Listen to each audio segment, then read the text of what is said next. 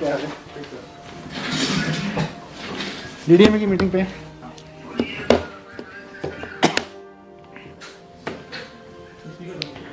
अरे यार रिंकू वो नोट पैड उठा के लाना फटाफट।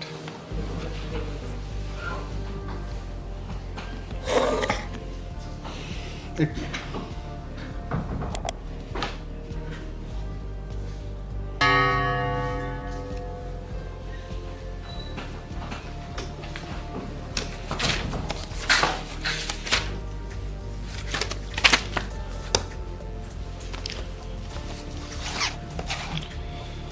नमस्कार।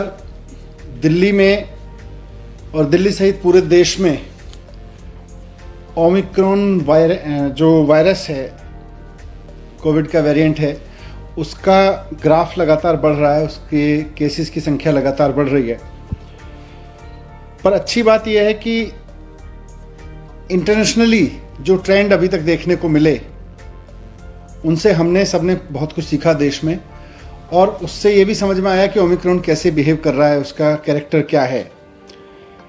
तो इससे नुकसान ज़्यादा नहीं हो रहा, ये वही ट्रेंड शो कर रहा है जैसा ओमिक्रॉन ने दुनिया के और देशों में शो किया है।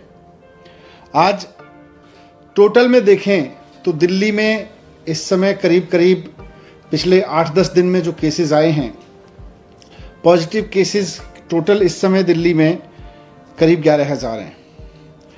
अब उन 11,000 में से हॉस्पिटल में देखें तो करीब 350 केसेस हैं। उनमें से भी ऑक्सीजन पे देखें तो केवल 124 केस हैं। अब वो 350 में एयरपोर्ट से आए हुए लोग भी हैं, उसमें किसी और वजह से हॉस्पिटल में गए हुए लोग भी हैं, लेकिन अगर ऑक्सीजन पे देखें तो 124 लोग हैं कुल मिला के, और वेंटिलेटर पे देखें तो 7 लोग हैं। तो एक्सपर्ट्स का ये मानना है कि ओमिक्रॉन का अभी तक का जो बिहेवियर है, अभी तक का जो जिन लोगों को ओमिक्रॉन का इन्फेक्शन हो रहा है, उनको बहुत माइल्ड सिम्टम्स हो रहे हैं या नहीं हो रहे हैं और जल्दी ठीक हो जा रहे हैं। लेकिन फिर भी अगर लोगों को कोविड हो रहा है तो खतरा तो है, इसलिए इससे बच के रहना भी ज़रूरी है। और बच के रहने का सबसे बढ़िया तरीका है कि हम पूरी तरह से सेफ्टी रखें, हमेशा मास्क लगाएं बाहर निकले तो, और जब भी भीड़ भाड़ में रहें तो मास्क लगा के रहें। होम आइसोलेशन इसका सबसे बढ़िया सॉल्यूशन है कि अगर किसी को कोविड हो जाता है और कोई सिम्टम नहीं है तो सारे एक्सपर्ट्स का ये मानना है कि होम आइसोलेशन ही रहना चाहिए।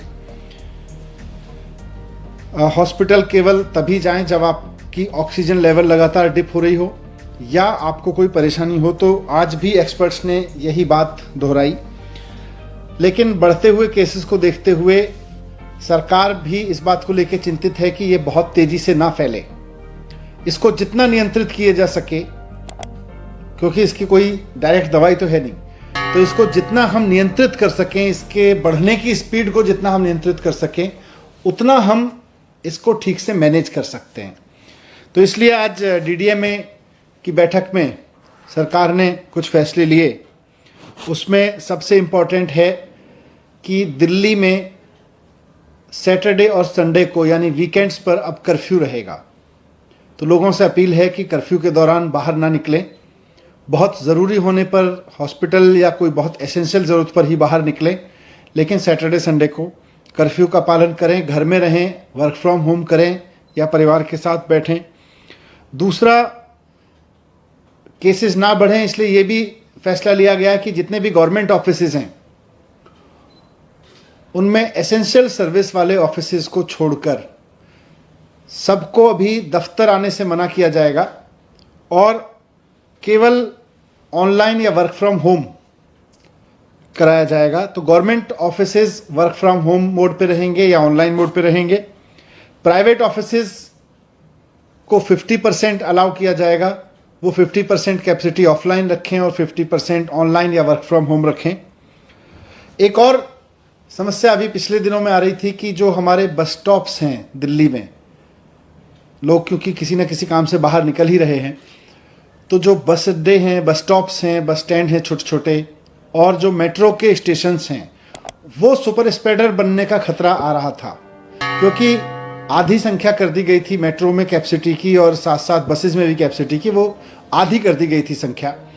और उसकी वजह से मेट्रो स्टेशंस पर बहुत लंबी लंबी लाइनें लग रही थी, बस स्टॉप्स पर बहुत लंबी लंबी लाइन लग रही थी, वहाँ भीड़ हो रही थी, कई जगह भीड़ अनियंत्रित भी हुई।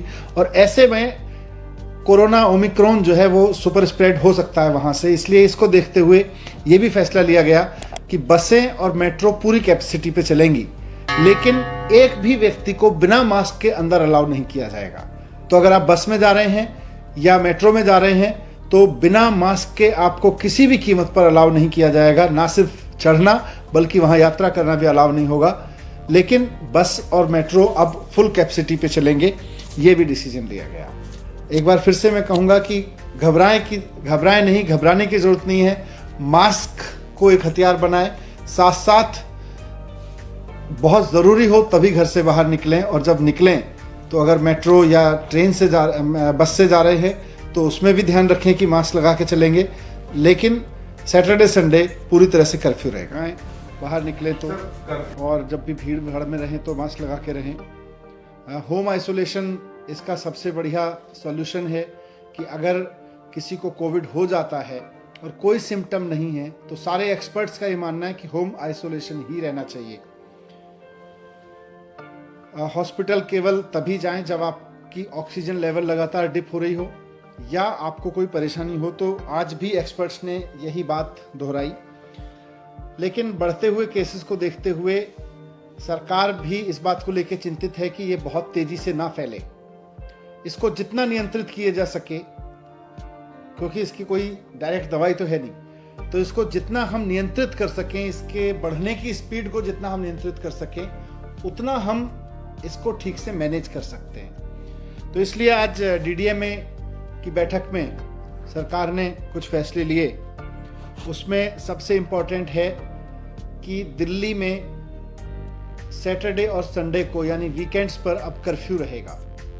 तो लोगों से अपील है कि कर्फ्यू के दौरान बाहर ना निकलें, बहुत ज़रूरी होने पर हॉस्पिटल या कोई बहुत एसेंशियल ज़रूरत पर ही बाहर निकलें, लेकिन सैटरडे संडे को कर्फ्यू का पालन करें, घर में रहें, वर्क फ्रॉम होम करें या परिवार के साथ बैठें। दूसरा, केसेस ना बढ़ें, इसलिए ये भी फैसला लिया गया कि जितने भी गवर्नमेंट ऑफिसेज हैं उनमें एसेंशियल सर्विस वाले ऑफिसेज को छोड़कर सबको अभी दफ्तर आने से मना किया जाएगा और